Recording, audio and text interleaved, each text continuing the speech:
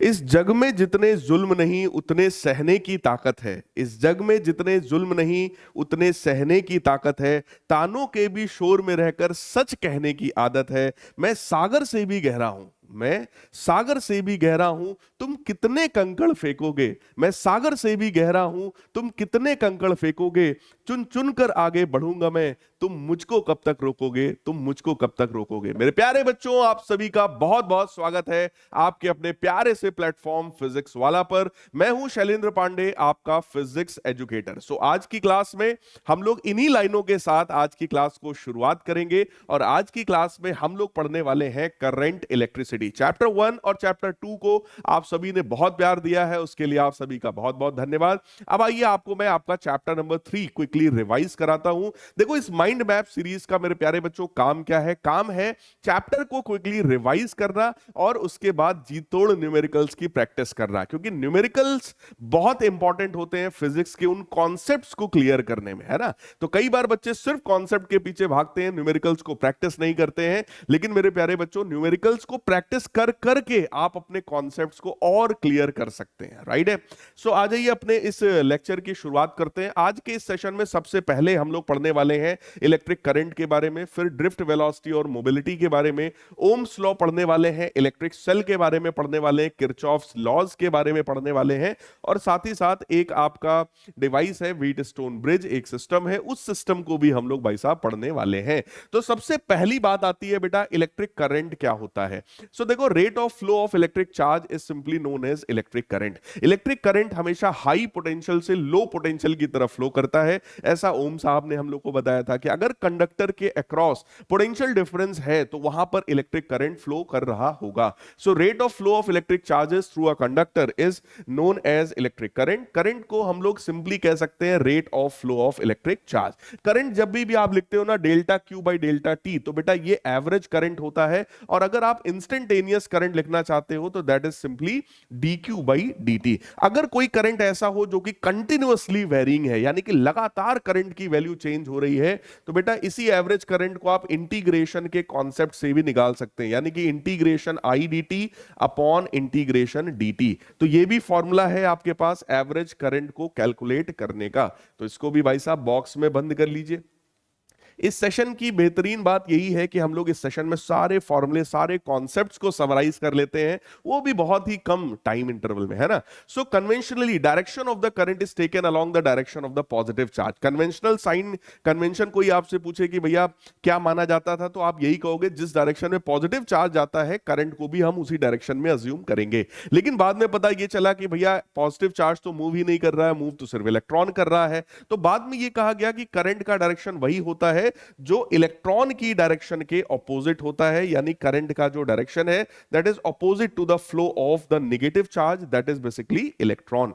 Current आपका scalar quantity है, SI unit current का बेटा एंपियर होता है। और मैं आपको बताऊं, करंट आपका फंडामेंटल क्वांटिटी है ना। कई बार बच्चों को लगता है चार्ज फंडामेंटल है क्योंकि यहां पे चार्ज अपॉन टाइम है, लेकिन ऐसा नहीं है। बेसिकली होता क्या है, चार्ज जो आपका है that is current multiplied by time. तो मेरे प्यारे बच्चों, करंट आपका एक फंडामेंटल क्वांटिटी है, इस बात को ध्यान रखिएगा। फंडामेंटल क्वांटिटीज वो होती हैं जिनको डिफाइन करने के लिए किसी और क्वांटिटी की हमें रिक्वायरमेंट नहीं होती है। अगला जो टर्म हमारे पास है that is current density. Current density क्या होता है भाई?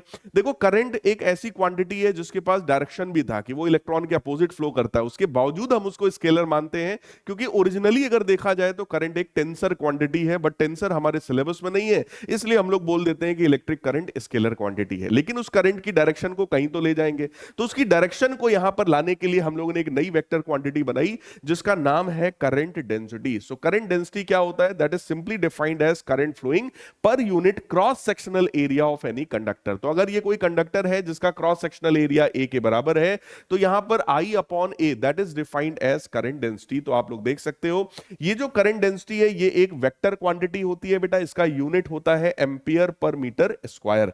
और अगर मैं यहां पर देखो डॉट प्रोडक्ट के फॉर्म में लिखूं तो हम ऐसा भी लिख सकते हैं कि electric current is defined as the dot product of current density and cross sectional area. Dot product जब भी हटता है भाई तो यहां पर जे ए कॉस थीटा आ जाएगा, तो आप इस तरीके से यूज कर सकते हो। यानी कभी भी अगर करंट का डायरेक्शन आपको अज्यूम करना पड़े तो प्यारे बच्चों वहां पर करंट डेंसिटी को इंट्रोड्यूस कर देना, और करंट डेंसिटी आपका करंट अपॉन एरिया होता है, या फिर आप उस करंट की जगह current density into area into cos theta ऐसा भी लिख सकते हो। थीटा इन दोनों के बीच का एंगल है, that is current density and cross sectional area. अब आ जाइए फ्लो ऑफ इलेक्ट्रिक चार्जेस आपको बताते हैं किसी भी मेटेलिक कंडक्टर में क्या होता है। देखो कोई भी कंडक्टर के अंदर नॉर्मली इलेक्ट्रिक फील्ड जीरो होता है, लेकिन अगर हम लोग कोई भी सेल या बैटरी कनेक्ट कर दें तो हम उसके अंदर भी इलेक्ट्रिक फील्ड को क्रिएट कर पाएंगे। अगर अंदर इलेक्ट्रिक फील्ड क्रिएट हो गई है तभी वहां पर बेटा पॉजिटिव चार्ज या नेगेटिव चार्ज यानी कि इलेक्ट्रॉन हमारा मूव कर सकता है, अदरवाइज वो मूव नहीं करने वाला है। So metallic conductor contains free electrons as a charge carriers while positive ions are fixed in the lattice. तो लैटिस में पॉजिटिव चार्ज फिक्स है न्यूक्लियस के अंदर, है ना। मूव सिर्फ और सिर्फ कौन कर रहा है भैया, electrons. When no potential difference is applied, अगर पोटेंशियल डिफरेंस आप अप्लाई नहीं करेंगे, motion of the free electrons is random and there is no net current in any direction. और ऐसे में अगर मैं आपसे कहूं इनिशियल एवरेज थर्मल वेलोसिटी बता दो, तो वो इनिशियल एवरेज थर्मल वेलोसिटी भी जीरो होता है। कहेंगे सर थर्मल वेलोसिटी कहां से आई? बेटा कोई भी कंडक्टर अगर है तो उस कंडक्टर का अपना कुछ तो टेम्परेचर होगा, जिसकी वजह से उसके जो सारे इलेक्ट्रॉन्स होते हैं उनके पास थर्मल वेलोसिटी आती है और उसी को इनिशियल थर्मल वेलोसिटी कहते हैं। लेकिन जब वो एवरेज वेलोसिटी आप निकालोगे तो वो एवरेज वेलोसिटी जीरो आएगी, क्योंकि कोई इलेक्ट्रॉन इधर जा रहा है तो कोई इलेक्ट्रॉन इधर जा रहा है, कोई नीचे जा रहा है, कोई ऊपर जा रहा है। कहने का मतलब सारे इलेक्ट्रॉन्स एक दूसरे की वेलोसिटी को ओवरऑल आप देखोगे तो कैंसिल कर देंगे और एवरेज वेलोसिटी आपकी जीरो आ जाएगी। Now when the potential difference is applied across the conductor, यानी कि अब आपने क्या किया, उस कंडक्टर के अक्रॉस एक सेल या बैटरी को कनेक्ट कर दिया है। अगर आप सेल और बैटरी को कनेक्ट कर देंगे तो क्या होगा, free electrons drift along the direction of the positive potential, so current begins to flow in the conductor in the direction of the current is opposite to the direction of the net electron flow. कहने का मतलब अगर मैं यहां पर एक conductor मान लूं, ये मान लीजिए एक कंडक्टर है और इस कंडक्टर को मेरे प्यारे बच्चों हम लोगों ने क्या किया, इसमें एक सेल या बैटरी कनेक्ट कर दिया। तो मान लो मैंने एक बैटरी कनेक्ट कर दिया, सिंपल एकदम सर्किट बना रहे हैं। यहां पर हम लोगों ने पॉजिटिव पोटेंशियल क्रिएट किया बेटा, यहां पर नेगेटिव पोटेंशियल क्रिएट किया। तो होगा क्या कि इसके अंदर जो ढेर सारे इलेक्ट्रॉन्स हैं वो सारे के सारे इलेक्ट्रॉन्स जो हैं वो पॉजिटिव की तरफ मूव करना शुरू कर देंगे। ठीक है, क्योंकि इलेक्ट्रिक फील्ड में जब कोई भी इलेक्ट्रॉन होता है तो उन इलेक्ट्रॉन्स के ऊपर जो फोर्स लगता है वो फील्ड के ऑपोजिट डायरेक्शन में लगता है। तो सारे के सारे इलेक्ट्रॉन्स पर जो फोर्स लगेगा वो लेफ्ट साइड में लगेगा, या आप ये कह लो कि सारे इलेक्ट्रॉन्स पॉजिटिव पोटेंशियल की तरफ मूव कर रहे हैं। जब सारे इलेक्ट्रॉन्स एक ही डायरेक्शन में मूव करेंगे तो उसके ऑपोजिट डायरेक्शन में मेरे प्यारे बच्चों यहां पर करंट का जनरेशन होगा। तो करंट जो है वो पॉजिटिव से नेगेटिव टर्मिनल की तरफ यहां पर फ्लो कर रहा होगा। ड्रिफ्ट वेलोसिटी अगला कॉन्सेप्ट बड़ा इंपॉर्टेंट है, आपसे पूछा जाता है भाई ड्रिफ्ट वेलोसिटी क्या होता है। तो ड्रिफ्ट वेलोसिटी उन्हीं सारे इलेक्ट्रॉन्स की एवरेज वेलोसिटी होती है मेरे प्यारे बच्चों। So drift velocity is defined as the average velocity with which the free electrons get drifted towards the positive end of the conductor under the influence of the external electric field applied by the cell or battery। तो cell और battery connect करके जो आपने electric field apply किया था positive से negative की तरफ, ठीक उसके अपोजिट डायरेक्शन में फोर्स लग रहा होता है और सारे के सारे इलेक्ट्रॉन्स एक डायरेक्शन में मूव कर रहे होते हैं, और उन सारे इलेक्ट्रॉन्स की जो एवरेज स्पीड है मेरे प्यारे बच्चों वो ड्रिफ्ट स्पीड कहलाती है। तो ड्रिफ्ट स्पीड का फॉर्मूला होता है minus E vector upon M into tau. Drift speed को आप सिंपली मैग्नीट्यूड अगर आप लिखना चाहते हो तो इसका मैग्नीट्यूड होता है ई बाई एम इंटू टाउ, जहां पर ई क्या है बेटा, इलेक्ट्रॉन का चार्ज है, कैपिटल ई क्या है, इलेक्ट्रिक फील्ड, एम क्या है, मास ऑफ द इलेक्ट्रॉन, और टाउ जो होता है that is average relaxation time, या इसी को मीन रिलैक्सेशन टाइम भी कहते हैं। मीन रिलैक्सेशन टाइम का मतलब दो सक्सेसिव कोलिजन के बीच में लगने वाला एवरेज टाइम इंटरवल, राइट है।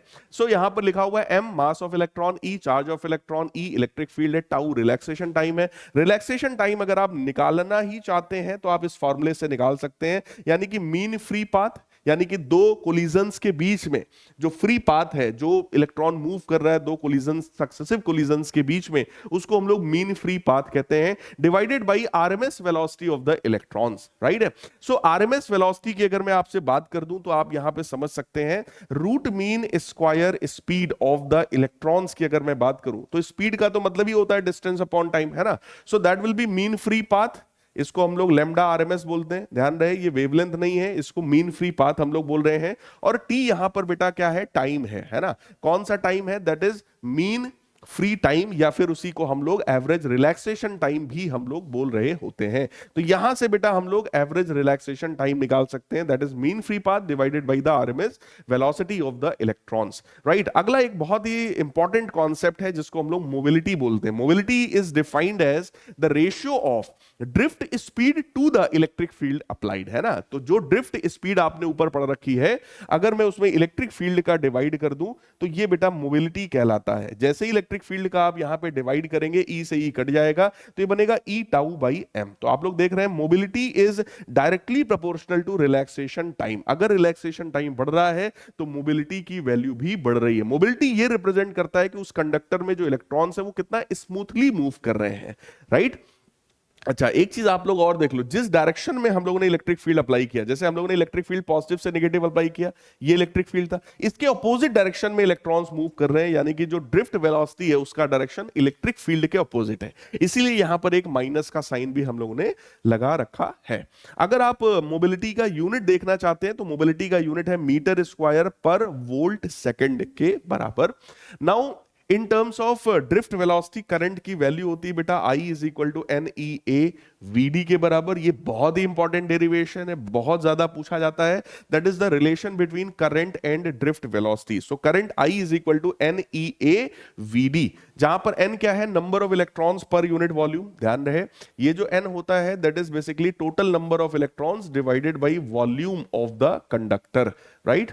तो ये होता है स्मॉल n। E का मतलब इलेक्ट्रॉन्स का चार्ज, A का मतलब cross sectional area of the conductor, और VD का मतलब है drift velocity, that was the average velocity of all the electrons, right. Now in terms of the mobility, अगर मोबिलिटी के टर्म्स में हम लोग ले आए तो प्यारे बच्चों मोबिलिटी होती है mu is equal to drift velocity divided by electric field. तो आप यहां पर ड्रिफ्ट वेलोसिटी की जगह पर लिख सकते हैं mobility multiplied by electric field. जैसे ही आप यहां पर लिखेंगे मोबिलिटी इनटू इलेक्ट्रिक फील्ड तो ये आपका मोबिलिटी के टर्म्स में आ गया। So I is equal to N E A mu ई।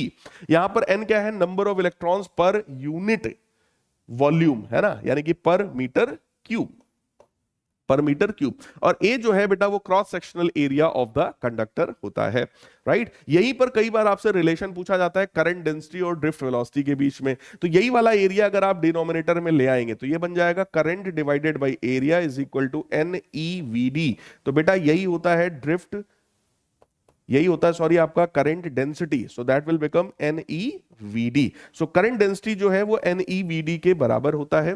तो ये तीनों रिलेशंस आपके बड़े इंपॉर्टेंट है, आपसे इस पर न्यूमेरिकल पूछा जा सकता है। अब हम लोगों ने पीछे देखो दो रिलेशंस पढ़े थे। सबसे पहला रिलेशन बेटा हम लोगों ने पढ़ा ड्रिफ्ट वेलोसिटी के बारे में। ड्रिफ्ट वेलोसिटी की वैल्यू हम लोगों ने पढ़ी ई बाई एम इनटू टाउ के बराबर। और अगला हम लोगों ने रिलेशन पढ़ा करंट और ड्रिफ्ट वेलोसिटी के बीच का, that is N E A V D. अगर आप ड्रिफ्ट वेलोसिटी की वैल्यू उठाकर नीचे वाले में रख देंगे, है ना, तो ये हमारा एक करंट का एक्सप्रेशन बनेगा, जहां से हम लोग ओम्स लॉ को बेटा डिराइव करते हैं। ओम साहब ने ये बताया था अगर किसी भी कंडक्टर की फिजिकल प्रॉपर्टीज को हम लोग कांस्टेंट रख दें, फिजिकल प्रॉपर्टीज क्या है, उसका टेम्परेचर, उसका प्रेशर, अगर टेम्परेचर प्रेशर को कांस्टेंट रख दिया जाएगा तो उस कंडक्टर में फ्लो होने वाला जो करंट है, that current is directly proportional to the potential difference across that conductor. So current I is proportional to V, V का मतलब potential difference है। या फिर हम ये भी कह सकते हैं कि भाई potential difference is directly proportional to current, दोनों डायरेक्टली प्रोपोर्शनल है, एक के बढ़ने पर दूसरी क्वांटिटी अपने आप बढ़ जाएगी। और अगर यहां पे प्रोपोर्शनलिटी का हम लोग साइन हटाएंगे तो एक कांस्टेंट आ जाएगा, वो कांस्टेंट R होता है। R को हम लोग बोलते हैं रेजिस्टेंस ऑफ द कंडक्टर। तो ध्यान रहे जब भी ओम्स लॉ की बात हम लोग करते हैं तो बेटा वहां पर रेजिस्टेंस कैसा होता है, हमारा कांस्टेंट होता है। Now resistance is also defined as rho L by A. ये हम सबको पता है कि resistance directly proportional to length of conductor और inversely proportional to cross sectional area of the conductor होता है। प्रोपोर्शनलिटी का साइन हटाते हैं तो एक कांस्टेंट आता है रो। इस रो को हम लोग बोलते हैं स्पेसिफिक रेजिस्टेंस, या इसी को रेजिस्टिविटी भी कहा जाता है, राइट। और इसी रेजिस्टेंस का फॉर्मूला इन दोनों को कंबाइन करके जो निकलता है that is ml upon n e square tau into a। m क्या है, मास ऑफ इलेक्ट्रॉन, l क्या है, length of the conductor, n number of electrons per unit volume, e square electron का चार्ज का स्क्वायर, टाउ रिलैक्सेशन टाइम है और A cross sectional area of the conductor है। आप सभी लोग देख सकते हैं कि ये जो रेजिस्टेंस है, ये रेजिस्टेंस लेंथ पर डिपेंडेंट है, ये एरिया पर डिपेंडेंट है, यानी कि उसके शेप पर, ज्योमेट्री पर डिपेंडेंट हो गया कंडक्टर के। उसके साथ ही साथ ये जो रेजिस्टेंस हमारा है वो एवरेज रिलैक्सेशन टाइम पर भी डिपेंडेंट होता है, यानी कि ये टेम्परेचर पर भी डिपेंडेंट हो गया, है ना, मटेरियल पर भी डिपेंडेंट हो गया। तो मेरे प्यारे बच्चों, रेजिस्टेंस जो होता है वो मटेरियल ऑफ कंडक्टर पर डिपेंडेंट है, ज्योमेट्री पर भी डिपेंडेंट है, ज्योमेट्री मतलब लेंथ और एरिया, और साथ ही साथ टेम्परेचर पर भी डिपेंडेंट होता है। तो रेजिस्टेंस तीन तीन चीजों पर डिपेंड कर रहा है, लेकिन अगर रेजिस्टिविटी की बात करें तो this is dependent only on temperature and material.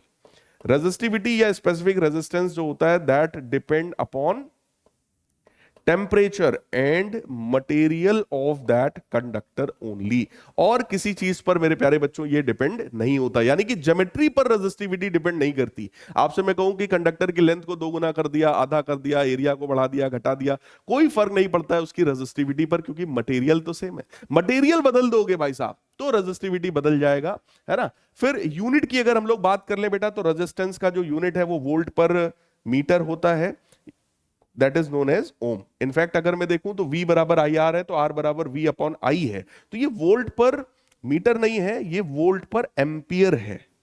It is volt पर एम्पियर। वोल्ट पर एम्पियर को ही मेरे प्यारे बच्चों हम लोग क्या बोलते हैं, ओम, है ना। So Ohm's law is not applicable to all conductors. मेरे प्यारे बच्चों, ओम्स लॉ सभी के लिए अप्लाई नहीं होता है। It is applicable only for those conducting materials for which VI graph is linear, यानी कि वोल्टेज और करंट का ग्राफ अगर हम लोग बनाए और वो ग्राफ एक लीनियर ग्राफ आ जाए, straight line passing through origin, तभी हम कहेंगे ओम्स लॉ फॉलो हो रहा है, अदरवाइज ओम्स लॉ फॉलो नहीं हो रहा है। अभी और डिटेल में बात करेंगे, परेशान मत होइए।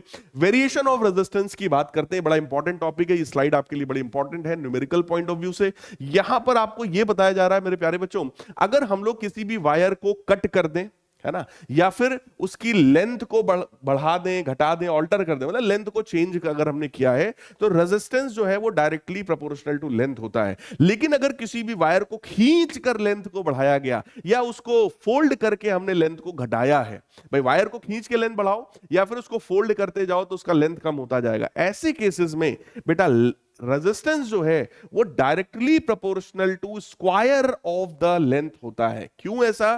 क्योंकि अगर आपने खींचा है किसी भी वायर को तो लेंथ तो बढ़ेगा, लेकिन क्रॉस सेक्शनल एरिया उसी रेशियो में डिक्रीज हो जाएगा, राइट। लेंथ अगर डबल हुआ तो एरिया हाफ हो जाएगा। तो मेरे प्यारे बच्चों, ऐसे केस में अगर आप रेजिस्टेंस निकालोगे जो कि होता है रो L बाई A, तो लेंथ हुआ डबल, एरिया हुआ हाफ, तो आप देख सकते हैं ये वाला 2 मिलके क्या हो जाएगा, 2 स्क्वायर, है ना। तो आप देख सकते हैं यहां पर ये बन जाएगा 4 times rho L by A। तो इससे अच्छा हम लोग सीधे सीधे ये कह सकते हैं कि भाई लेंथ के स्क्वायर के प्रोपोर्शनल हो गया, कि लेंथ को अगर तुमने डबल किया तो सीधे सीधे रेजिस्टेंस हमारा कितना हो जाएगा, 4 टाइम्स हो जाएगा।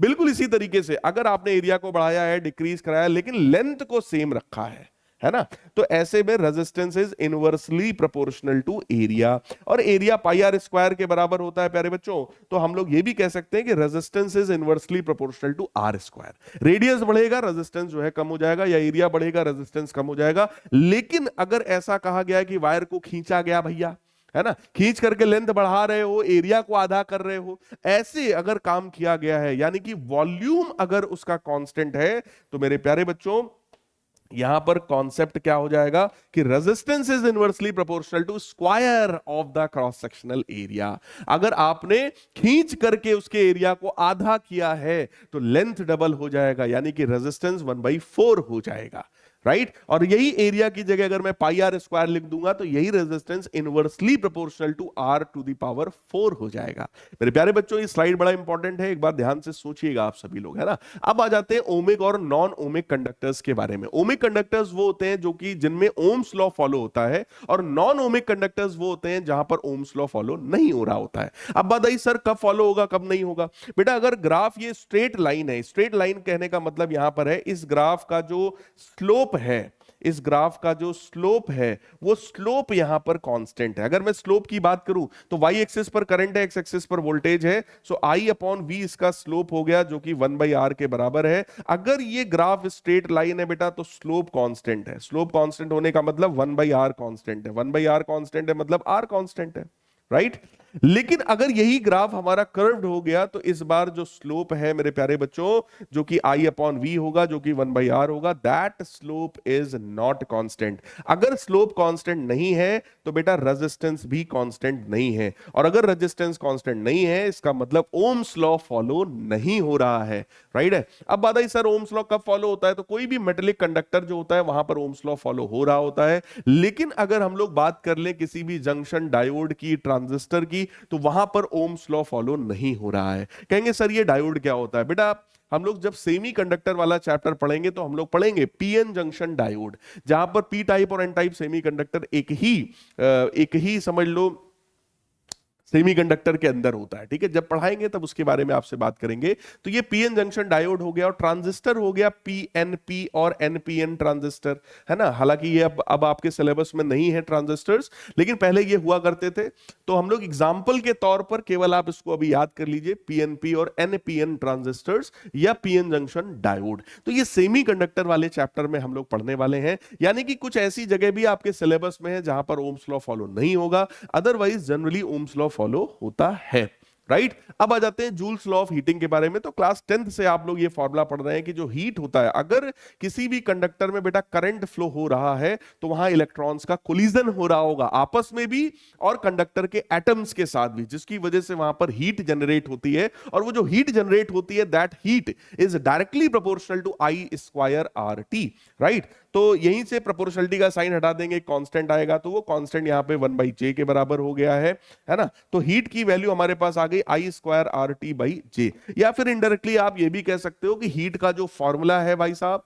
That formula is I square R T. बेटा मोर देन 95% केस में हम लोग यही वाला फॉर्मूला यूज करते हैं, लेकिन यहां से जो हीट निकल करके आएगी तुम्हारी वो जूल में होगी। बट हम सभी लोग जानते हैं कि जनरली हीट का जो यूनिट है वो कैलोरी होता है। तो यहां पर कई बार मन होता है यार कैलोरी को जूल में बदलो या जूल को कैलोरी में बदलो, मन भी होता है, और कई बार न्यूमेरिकल में होता है, तो हमारी मजबूरी है कि उस कैलोरी को जूल में बदलना ही पड़ेगा।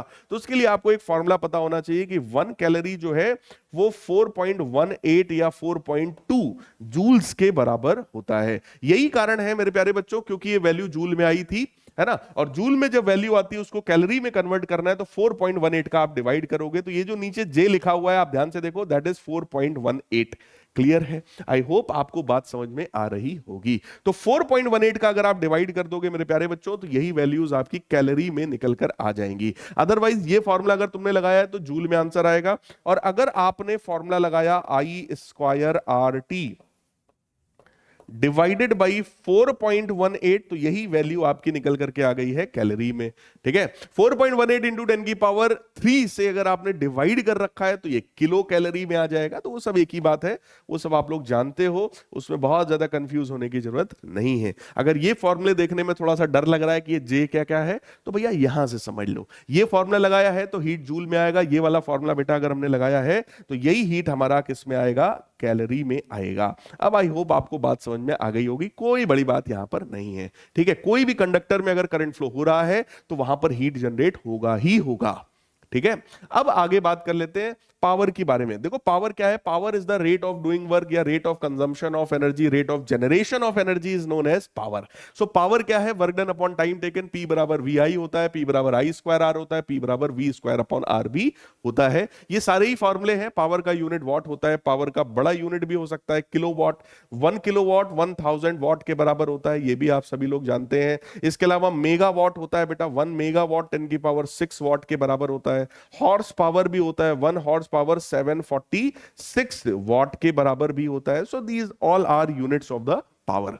अब आ जाइए रेजिस्टिविटी के बारे में थोड़ी सी और बात हम लोग करते हैं। हम सभी ने देखा था कि भाई रेजिस्टेंस आर जो है वो रो एल बाई ए के बराबर था। मेरे प्यारे बच्चों, अगर किसी भी कंडक्टर का लेंथ 1 यूनिट हो और उसका क्रॉस सेक्शनल एरिया भी 1 यूनिट हो, ये दोनों 1 के बराबर अगर हो जाएगा, that means if length is 1 unit, area is also of 1 unit, so resistance जो है वो हमारा रो के बराबर हो जाएगा। यहां से बेटा इसका डेफिनेशन निकल करके आता है। रेजिस्टिविटी क्या है? रेजिस्टिविटी रेजिस्टेंस के बराबर है अगर लेंथ कंडक्टर का 1 यूनिट हो, एरिया भी उसका 1 यूनिट स्क्वायर हो जाए। तो मेरे प्यारे बच्चों, रेजिस्टेंस और रेजिस्टिविटी सेम हो जाता है। तो डेफिनेशन पढ़ो। Resistivity of a substance is defined as the resistance offered by the wire of that substance of 1 meter length and 1 square meter cross sectional area। Length 1 meter हो, cross sectional area 1 meter square हो, तो ऐसे में resistance और resistivity दोनों ही same हो जाता है, राइट। अब यहां पर देखो, रेजिस्टिविटी जो है वो सिर्फ और सिर्फ मटेरियल पर डिपेंडेंट होती है, टेम्परेचर पर डिपेंडेंट होती है, लेकिन डायमेंशन ऑफ द कंडक्टर पर वो डिपेंड नहीं करती। डायमेंशन का मतलब उसके लेंथ और एरिया पर डिपेंडेंट नहीं होती है। So resistivity is independent of length and cross sectional area of the conductor. Resistivity की आप वैल्यू देख सकते हैं, दैट इज m अपॉन n e स्क्वायर टाउ, जहां पे m क्या है? Mass of the electron, e charge of electron, n number of electrons per unit volume, या इसी को नंबर डेंसिटी ऑफ इलेक्ट्रॉन्स भी बोलते हैं। टाउ का मतलब एवरेज रिलैक्सेशन टाइम है। क्लियर है? नेक्स्ट है मेरे प्यारे बच्चों कंडक्टेंस और कंडक्टिविटी। देखो, रेजिस्टेंस का रेसिप्रोकल होता है कंडक्टेंस। कंडक्टेंस को G से डिनोट करते हैं, दैट इज 1/R। इसका यूनिट होता है ओम इनवर्स, MHO भी लिख सकते हैं, साइमन भी लिख सकते हैं, या फिर रेजिस्टिविटी का जो रेसिप्रोकल होता है सिग्मा से डिनोट करते हैं, उसको कंडक्टिविटी कहा जाता है। उसका यूनिट है ओम इनवर्स, मीटर इनवर्स, या फिर MHO पर मीटर, या फिर साइमन पर मीटर। तो ये सभी इसके यूनिट हो गए। इसको महो भी पढ़ते हैं कुछ लोग, MHO भी लिख सकते हो। ओम का उल्टा है बस, MHO, राइट। तो इस तरीके से इसके यूनिट्स को बेटा डिफाइन किया जाता है। अब आइए टेम्परेचर का डिपेंडेंस आपको दिखाते हैं किसी भी कंडक्टर के लिए, सेमीकंडक्टर के लिए, है ना। देखो, किसी भी कंडक्टर के केस में अगर आप टेम्परेचर बढ़ाते जा रहे हो तो रेजिस्टेंस और रेजिस्टिविटी बढ़ती चली जा रही है। और यहां पर फॉर्मूला होता है रेजिस्टेंस का, RT is equal to R0 1 plus alpha delta T, जहां पर RT क्या है? Resistance at T degree Celsius. R0 क्या है? रेजिस्टेंस एट 0 डिग्री सेल्सियस, या फिर resistance at reference temperature. Alpha जो है हमारा टेम्परेचर कोफिशिएंट ऑफ रेजिस्टिविटी है, और डेल्टा T मतलब चेंज इन टेम्परेचर है। तो वो हो गया T माइनस T0 के बराबर, है ना। सो R0 की क्या है, RT क्या है, थोड़ा आपको पता होना चाहिए, अल्फा क्या है। अगर मैं किसी भी कंडक्टर की बात करता हूं बेटा, तो कंडक्टर के लिए अल्फा पॉजिटिव होता है। यही कारण है कि अगर आप कंडक्टर का टेम्परेचर बढ़ाओगे तो उसका रेजिस्टेंस भी बढ़ेगा, और मेरे प्यारे बच्चों उसकी रेजिस्टिविटी भी बढ़ रही होगी। जो फॉर्मूला यहां रेजिस्टेंस के लिए, सेम यही फॉर्मूला बेटा रेजिस्टिविटी के लिए भी होता है। Rho T is equal to rho not 1 plus alpha delta T, है ना। यही सेम फॉर्मूला, बिल्कुल 100% सेम फॉर्मूला रेजिस्टिविटी के लिए भी अप्लाई होता है। एक्चुअली रेजिस्टेंस का टेम्परेचर के साथ बढ़ने का कारण ही यही है कि रेजिस्टिविटी टेम्परेचर के साथ बढ़ती है।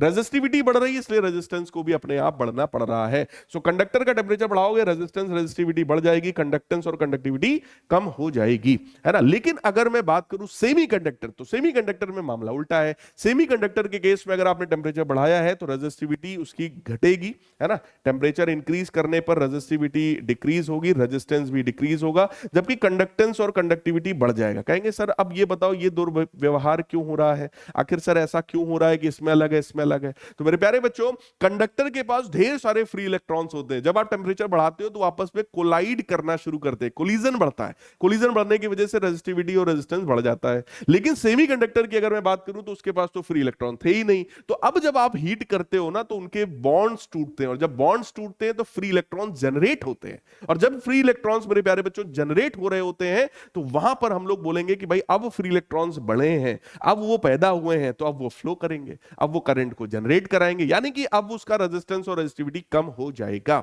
राइट है। तो ग्राफ देख लीजिएगा, बड़ा इंपॉर्टेंट है, पूछा जाता है। अब आ जाओ इलेक्ट्रिक सेल के बारे में बात करते हैं। अभी तक हम लोग पैसिव एलिमेंट यानी कि रेजिस्टेंस के बारे में बात कर रहे थे, अब हम लोग active element of any circuit यानी कि सेल या बैटरी की बात करने चल रहे हैं। तो बेटा कोई भी सेल क्या होता है, सेल का प्रिंसिपल यही है कि वो केमिकल एनर्जी को कन्वर्ट करता है बेटा इलेक्ट्रिकल एनर्जी में, है ना। ईएमएफ क्या होता है किसी भी सेल का, अगर कोई सेल करंट नहीं दे रहा है तो उसका टोटल पोटेंशियल डिफरेंस ही उसका ईएमएफ कहलाता है। So EMF of a cell is defined as the maximum potential difference when no current is being drawn from the cell. अगर सेल करंट नहीं दे रहा है तो उसका टोटल पोटेंशियल डिफरेंस ही उसका ईएमएफ कहलाता है, ठीक है। टर्मिनल पोटेंशियल डिफरेंस क्या है, अगर वो सेल करंट दे रहा है तो अब उसके अक्रॉस जो पोटेंशियल डिफरेंस है मेरे प्यारे बच्चों वो टर्मिनल पोटेंशियल डिफरेंस कहलाता है। So terminal potential difference is defined as the potential difference when current is being delivered to the external load resistance. यानी सेल ने अगर करंट दिया है तो उसके across potential difference terminal potential difference है, जो कि ईएमएफ से थोड़ा सा कम आता है, ठीक। और जब वो करंट नहीं दे रहा है मेरे प्यारे बच्चों तो तब उसके अक्रॉस जो पोटेंशियल डिफरेंस है वो मैक्सिमम होगा, वही उसका ईएमएफ कहलाता है। अब बात आई सर आखिर जब वो करंट दे रहा होता है तो वैल्यू कम क्यों हो जा रही है। कारण बेटा ये है कि किसी भी सेल में अपना एक कुछ इंटरनल रेजिस्टेंस होता है जो कि उसके इलेक्ट्रोलाइट की वजह से होता है। वो इलेक्ट्रोलाइट वहां पर इंटरनली रेजिस्टेंस ऑफर कर रहा होता है, तो उसका कुछ वोल्टेज सेल का जो टोटल ईएमएफ है, टोटल पोटेंशियल डिफरेंस है, उसमें से कुछ वोल्टेज वो अपने आप कंज्यूम कर लेता है। ये बिल्कुल वैसी वाली बात है कि जब आप कभी भी 256 जीबी वाला कोई मोबाइल लेकर के आते हो जिसका रोम 256 जीबी है, तो आपने जब आप खरीद करके डब्बे पे तो लिखा है 256 जीबी, लेकिन जब आप घर में खरीद के लाते हो तो पता चला यार 20-30 जीबी तो एंड्रॉइड ही भरा हुआ है उसमें, है ना। अब हमको यूज करने के लिए अगर मूवीज भरनी है, गाने भरने हैं, कुछ भी भरना है, तो उसको भरने के लिए हमारे पास कितना स्पेस बचा, तो 256 जीबी आपको कभी नहीं मिलता। आप चेक कर लीजिएगा अपने मोबाइल में, या 128 जीबी वाला मोबाइल लेके आ रहे हो तो 15 से 20 जीबी तो एंड्रॉइड भरा होता है, आपको 110 जीबी 112 जीबी ही मिलेगा मैक्सिमम यूजेबल, राइट। तो वही वाली बात है कि अगर 10 वोल्ट का कोई भी सेल है तो 10 वोल्ट में से 1 वोल्ट 2 वोल्ट जो भी है वो इंटरनल रेजिस्टेंस कंज्यूम कर जाता है, तो 10 वोल्ट में से 8 वोल्ट ही मिलेगा हमें एक्सटर्नल सर्किट के लिए, तो वो 8 वोल्ट कहलाता है टर्मिनल पोटेंशियल डिफरेंस और 10 वोल्ट कहलाता है किसी भी सेल का EMF, right. So internal resistance क्या होता है भाई, internal resistance of the cell is the hindrance offered by the electrolyte of the cell. यानी कि किसी भी सेल का जो इलेक्ट्रोलाइट होता है, जिसको जनरली आम भाषा में हम लोग बोलते हैं तेजाब, बैटरी जो होती है ना इन्वर्टर की बैटरी, उसके अंदर जनरली लोग क्या बोलते हैं तेजाब भरा हुआ, तो वो तेजाब नहीं है, वो बेटा इलेक्ट्रोलाइट है ना। वो इलेक्ट्रोलाइट जो रेजिस्टेंस ऑफर करता है उसी को इंटरनल रेजिस्टेंस बोलते हैं। इंटरनल रेजिस्टेंस किन किन चीजों पर डिपेंड करता है, बड़ा इंपॉर्टेंट है, पूछा जा सकता है, बहुत ध्यान से इन चीजों को नोट कर लेना बेटा अपने कॉपी में, ठीक है।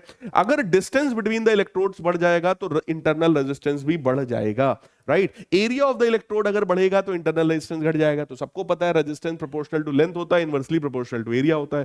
कंसंट्रेशन ऑफ इलेक्ट्रोड अगर बढ़ जाएगा तो भी रेजिस्टेंस बेटा बढ़ जाएगा, टेम्परेचर बढ़ जाएगा तो इंटरनल रेजिस्टेंस जो है वो कम हो जाएगा। सो किसी भी आप इलेक्ट्रोलाइट की अगर बात कर रहे हो तो कंसंट्रेशन बढ़ाने पर इंटरनल रेजिस्टेंस बढ़ेगा और टेम्परेचर बढ़ाने पर इंटरनल रेजिस्टेंस जो है वो हमारा कम हो जाएगा। अब आ जाओ किसी भी सेल के बारे में, देखो अगर कोई भी सेल हमारा डिस्चार्ज हो रहा है, डिस्चार्ज होने का मतलब ये सेल करंट दे रहा है, अगर ये सेल करंट दे रहा है तो मेरे प्यारे बच्चों यहां पर ईएमएफ ज्यादा है और टर्मिनल पोटेंशियल डिफरेंस कम है, यानी कि V बराबर E माइनस IR, यानी ईएमएफ में से IR अगर हम लोग घटा देंगे तब जाके हमें टर्मिनल पोटेंशियल डिफरेंस मिलेगा। तो जो मैंने एग्जांपल दिया था ना कि ईएमएफ अगर हमारा 10 वोल्ट का है, अगर ईएमएफ 10 वोल्ट का है और इंटरनल रेजिस्टेंस में जो वोल्टेज जा रहा है वो 2 वोल्ट है, तो टर्मिनल पोटेंशियल डिफरेंस आपका कितना बचेगा, 8 वोल्ट के बराबर। तो मेरे प्यारे बच्चों यहां पर सिंपल है कि ईएमएफ की वैल्यू बड़ी है, अगर वो डिस्चार्ज हो रहा है तो ईएमएफ बड़ा है और टर्मिनल पोटेंशियल डिफरेंस जो है वो हमारा कम है। लेकिन अगर वही सेल चार्ज हो रहा है, सेल को हमने किसी एक्सटर्नल बैटरी से हम लोग चार्ज कर रहे हैं, चार्जर का यूज कर रहे हैं, तो अब यहां पर क्या होगा, जो एक्सटर्नल बैटरी है उसका जो टर्मिनल पोटेंशियल डिफरेंस है वो ज्यादा होना चाहिए। तो मेरे प्यारे बच्चों इस बार V जो है वो E प्लस IR के बराबर होगा और यहां पर साफ साफ बात है कि टर्मिनल पोटेंशियल डिफरेंस सेल के ईएमएफ से ज्यादा है। अब खुद ही सोचो ना, अगर 10 वोल्ट की कोई बैटरी है जिसका टोटल ईएमएफ 10 वोल्ट है, तो क्या उसको 10 वोल्ट की बैटरी से चार्ज करेंगे? नहीं, हम उससे भी बड़ी बैटरी से उसको चार्ज करेंगे। बोलो यार 10 वोल्ट का सेल है तो हम 20 वोल्ट की बैटरी से चार्ज करेंगे, 50 वोल्ट की बैटरी से चार्ज कर रहे होंगे। तो कहने का सिंपल सा मतलब यही है यहां पर, है ना। कि यहां पर टर्मिनल पोटेंशियल डिफरेंस मेरे प्यारे बच्चों ज्यादा है और ईएमएफ की वैल्यू जो है वो यहां पर कम है, राइट। अब यहां पर सेल्स के कॉम्बिनेशन की बात करते हैं। सबसे पहले ये सोचो सेल का काम क्या है। सेल का काम है करंट प्रोवाइड करना या पोटेंशियल डिफरेंस को मेंटेन करना, है ना। अगर वो सेल डिजायर्ड करंट हमें नहीं दे पा रहा है तो फिर हम लोग सेल्स का कॉम्बिनेशन करेंगे। 2 या 3 तरीके का कॉम्बिनेशन है, आपके सिलेबस में फिलहाल 2 ही है। सबसे पहला है बेटा series combination of the cell, series में जिसमें आप सेल्स को लाइन से ऐसे जोड़ते चले जाओगे। तो ऐसे में जो करंट होता है यहां पर वो हमें कितना मिलने वाला है, तो करंट की वैल्यू होती है बेटा NE upon R plus NR, जहां पर N क्या है, total number of the cells which are connected in series, ठीक है। और E क्या है, सारे इन सेल्स का EMF, यानी कि अगर मैं मान लू E1 E2 E3 E4 सभी आपस में बराबर है और ये सब E के बराबर है ना। यानी कि हम लोग ने ऐसे सेल्स हम लोगों ने कंसीडर किए हैं जिनका EMF आपस में बेटा क्या है, बराबर है, और सभी का इंटरनल रेजिस्टेंस भी आपस में मैं बराबर लेकर चल रहा हूं। तो ऐसे में NE upon R plus NR हो जाएगा। तो सर ये R क्या है, कैपिटल R क्या है सर, ये कैपिटल R जो है मेरे प्यारे बच्चों वो एक्सटर्नल रेजिस्टेंस है, right. This is external resistance. कोई भी बल्ब आपने जो कनेक्ट किया होगा, कोई भी फैन कनेक्ट किया होगा, मोटर कनेक्ट किया होगा, वो सब एक्सटर्नल रेजिस्टेंस कहलाता है। सो NE upon R plus NR। कहेंगे सर ये फॉर्मूला कहां से आया, बेटा देखो ये सारे के सारे सेल्स लेफ्ट साइड में करंट दे रहे हैं, यानी कि सारे सेल्स एक दूसरे का सपोर्ट कर रहे हैं, तो सभी का EMF ऐड हो जाएगा E plus E plus E plus E plus E, और ऐसे N सेल्स हैं तो NE बन जाएगा। सो NE divided by total resistance. Total resistance देखो ये वाला कैपिटल R, ये वाले सारे स्मॉल r सब आपस में सीरीज में है, so NR plus capital R हो जाएगा। बात यह है कि sir series grouping of cell कब करेंगे, जब बेटा सर्किट का एक्सटर्नल रेजिस्टेंस और इंटरनल रेजिस्टेंस में एक्सटर्नल रेजिस्टेंस ज्यादा हो। एक्सटर्नल रेजिस्टेंस अगर बहुत ज्यादा है, इंटरनल रेजिस्टेंस अगर बहुत कम है, तो ऐसे में हम लोग सीरीज ग्रुपिंग कर रहे होते हैं। अब बात कर लो हमारी पैरेलल ग्रुपिंग की। पैरेलल ग्रुपिंग में सेल्स को हमने पैरेलल में कंबाइन कर रखा है as shown in this figure, और यहां पर बेटा जो करंट होता है उसकी वैल्यू है E upon R plus small r by N। कहेंगे सर फार्मूला कैसे आया, बेटा देखो अगर पैरेलल की बात कर दो तो सभी का EMF जो है वो सेम होता है, तो नेट EMF भी हमारा कैपिटल E के बराबर समझ लो हो गया, है ना, डिवाइडेड बाई। अब ये small r small r small r small r ऐसे n सेल्स हैं, सारे ही आपस में पैरेलल में है, तो हम लोग कह सकते हैं ना 1 upon r dash is equal to, भाई सब पैरेलल में है तो 1 by r plus 1 by r plus 1 by r, ऐसे n टर्म्स हैं, तो बेटा ये बनेगा n by r. 1 by r dash आपका n बाई आर के बराबर है, तो यहां से आप r डैश निकाल सकते हो which is r by n, यानी कि this is the net internal resistance of all the cells, है ना। तो मेरे प्यारे बच्चों वो जो सारे सेल्स का जो नेट इंटरनल रेजिस्टेंस है वो इस कैपिटल R के साथ सीरीज में कनेक्टेड है। So capital R plus R by N, ये हमारा इंटरनल रेजिस्टेंस है, ये एक्सटर्नल रेजिस्टेंस है, ये टोटल रेजिस्टेंस है, और ऊपर है EMF। So E upon this value. ये कब यूज होगा, जब इंटरनल रेजिस्टेंस की वैल्यू बहुत ज्यादा हो in comparison to external resistance. ये बात ध्यान रखिएगा कब यूज होता है, कंडीशंस आपको याद होनी चाहिए। पैरेलल कॉम्बिनेशन में जो न्यूमेरिकल आने के चांस है इस साल, ये बात ध्यान रखो, इस स्लाइड से आपका एक न्यूमेरिकल बन सकता है। जो चीज बेटा इंपॉर्टेंट लिख दिया वो समझ लो सच में बहुत इंपॉर्टेंट है, वो पूछा जा सकता है एग्जाम में, और काफी चांसेस है पूछे जाने के इस बार आपसे, है ना। तो ये मान लो आपका एक सेल है जिसका EMF E1 है, इंटरनल रेजिस्टेंस R1 है, ये E2 है, ये R2 है। ध्यान से देखो ये भी लेफ्ट में करंट दे रहा है, ये भी लेफ्ट में करंट दे रहा है, ऐसे 2 सेल्स हैं जिनको हमने पैरेलल में कनेक्ट कर रखा है। तो बेटा नेट EMF का फॉर्मूला होता है कुछ इस तरीके से, E1 by R1 plus E2 by R2 upon 1 by R1 plus 1 by R2, right. और इंटरनल रेजिस्टेंस का फॉर्मूला तो आप समझ ही गए होंगे, वो एकदम सिंपल है भैया, that is 1 by R1 plus 1 by R2। जितने भी सेल्स हो सबका पैरेलल में कॉम्बिनेशन कर डालो, तो मेरे प्यारे बच्चों आपको यहां से इंटरनल नेट इंटरनल रेजिस्टेंस मिल जाएगा, ठीक है। और यहां वाले फॉर्मूले से आपको नेट EMF भी मिल जाएगा। लेकिन सर अगर ऐसा हो कि एक सेल इधर करंट दे रहा है, दूसरा सेल इधर की तरफ करंट दे रहा है सर, तब क्या होगा, तो मेरे प्यारे बच्चों तब यहां पर माइनस लग जाएगा, E1 by R1 minus E2 by R2, लेकिन नीचे प्लस ही रहेगा क्योंकि पैरेलल कॉम्बिनेशन का फॉर्मूला तो यही होता है, इसमें माइनस कभी नहीं लगता, ठीक है। तो इस तरह के न्यूमेरिकल्स को जरूर आप लोग ट्राई करें। मैंने आप लोगों को परिश्रम बैच में ऐसे क्वेश्चंस भी करवाए हैं, और भी बच्चों के लिए जब मैराथन क्लास लेकर के आएंगे तो वहां पर इस तरीके के न्यूमेरिकल्स को मैं लेकर के आऊंगा आपके लिए, राइट। सो अब आ जाते हैं कॉम्बिनेशन ऑफ सेल्स में, थोड़ा सा आउट ऑफ सिलेबस भी जाके बात कर लें, यानी कि मिक्स्ड ग्रुपिंग ऑफ सेल्स की भी मैं बात आपसे कर रहा हूं, जहां पर कुछ सेल्स हैं जिनको सीरीज में जोड़ा है और ऐसे कुछ रोज हमारे पास हैं, ठीक है। ऐसे केसेस में बेटा जो करंट होता है, करंट की वैल्यू है total EMF upon total resistance, यानी MNE upon MR plus NR, जहां पे M और N क्या है इस बात को ध्यान से देखिए। M रोज है हमारे पास और हर एक रो में N सेल्स हैं, ठीक है। तो हर एक रो में कितने सेल्स हैं भैया? n सेल्स हैं इन वन रो, और ऐसी रोज कितनी है? m. We have total m rows, right है। तो टोटल नंबर ऑफ सेल्स कोई पूछे कितनी है तो mn के बराबर है, ठीक है। तो बेटा mne divided by mr plus nr। यहां पर अगर कोई पूछे टोटल इंटरनल रेजिस्टेंस कितना है सर्किट का, तो टोटल इंटरनल रेजिस्टेंस जो है वो nr बाई m के बराबर। कहेंगे सर कैसे निकल करके आया, थोड़ा सा बताओ। तो बेटा एक रो में small r small r small r small r ऐसे कितने सेल्स हैं? n सेल्स हैं। तो हर एक रो का रेजिस्टेंस कितना हो गया? nr, है ना। R plus r plus r plus r plus r कितना होगा? nr, है ना। और nr nr nr nr nr ऐसी m रोज है मेरे प्यारे बच्चों। तो 1 बाई आर डैश जो है वो 1 by nr plus 1 by nr plus 1 by nr, ऐसे कितने m टर्म्स होंगे, राइट। ऐसे m टर्म्स हो जाएंगे। तो 1 बाई आर डैश जो है बेटा वो m अपॉन nr हो जाएगा। तो यहां से r डैश की वैल्यू तुम्हारी nr बाई m हो जाएगी। This is net internal resistance. कहेंगे सर मिक्स ग्रुपिंग कब यूज करते हैं? तो मेरे प्यारे बच्चों मिक्स ग्रुपिंग तुम तब यूज करोगे जब सर्किट का एक्सटर्नल रेजिस्टेंस और इंटरनल रेजिस्टेंस आपस में बराबर हो जाएगा। और अगर ये दोनों आपस में बराबर हो गए हैं तो मैं आपको बता दूं यहां पर करंट मैक्सिमम हो जाएगा, और उस कंडीशन में जो पावर लॉस इस सर्किट में हो रहा था वो मैक्सिमम हो जाएगा। इसी को मैक्सिमम पावर ट्रांसफर थ्योरम भी कहा जाता है, जो आप लोग जब बीटेक में आओगे तब पढ़ोगे। फिलहाल किरचॉफ साहब के लॉज की बात करते हैं। तो हमारे किरचॉफ साहब ने डायरेक्ट करंट के सर्किट्स को एनालाइज करने के लिए दो लॉज बनाए थे। सबसे पहला लॉ है कंजर्वेशन ऑफ चार्ज पर बेस्ड है, जिसको हम लोग किरचॉफ करंट लॉ बोलते हैं, किरचॉफ जंक्शन रूल बोलते हैं, नोडल लॉ भी इसी को कहा जाता है, जिसका सिंपल सा मतलब है किसी भी जॉइंट पर, किसी भी जंक्शन पर, किसी भी नोड पर, जॉइंट जंक्शन या नोड क्या होता है? जहां पर कुछ वायर्स मिल रहे हो, तो इस पॉइंट पर आने वाला करंट बराबर इस पॉइंट से जाने वाला करंट, है ना। सो आने वाला पल जाने वाला है, सिंपल सी बात है। यहां पे जितना करंट आ रहा है वो यहां से बेटा चला जाएगा। सो आई करंट आया है, i1 i2 जा रहा है, सो आई बराबर i1 प्लस i2। यानी कि यहां पर मैं अगर इसको लिखूं शॉर्ट फॉर्म में तो मैं ऐसा भी कह सकता हूं, summation of the total current passing through this junction is always equal to 0, right है।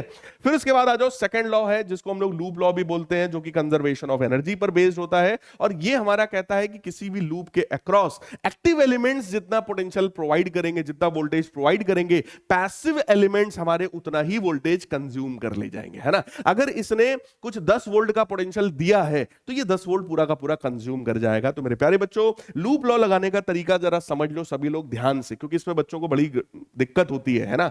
कोई भी सेल में जो बड़ी वाली लाइन है वो प्लस है, छोटी वाली लाइन हमारी माइनस है, और करंट हमेशा हाई वोल्टेज से लो वोल्टेज में जाता है ना। तो करंट जब इधर से ऐसे जा रहा है तो ये हाई वोल्टेज हो गया, और ये मेरे प्यारे बच्चों लो वोल्टेज हो गया। करंट हाई से लो में जाता है, हाई को प्लस से दिखाते हैं, लो को माइनस से दिखाते हैं। तो सबसे पहला काम, लूप कितना भी बड़ा हो, आपको सबसे पहले यही करना है, जितने भी सेल्स हैं उसमें प्लस माइनस बना डालो, और जितने भी रेजिस्टेंसेस हैं उसमें भी प्लस माइनस बना डालो। अब कोई भी लूप कंसीडर कर लो, लूप का मतलब कोई भी closed path of the current. तो मेरे प्यारे बच्चों ये हमारा कोई एक लूप हो गया जो कि एक क्लोज्ड और कॉन्टिन्यूअस पाथ है, ठीक है। अब एक तरफ से एक कोने से चलना शुरू कर दो, यहां से यहां से यहां से यहां से कहीं से भी चलना शुरू करो, ठीक है। यहां से अगर मैं चलना शुरू कर रहा हूं तो देखो मैं माइनस की तरफ पहुंच रहा हूं, राइट। तो रेजिस्टेंस में जो वोल्टेज है वो कितना होगा भैया?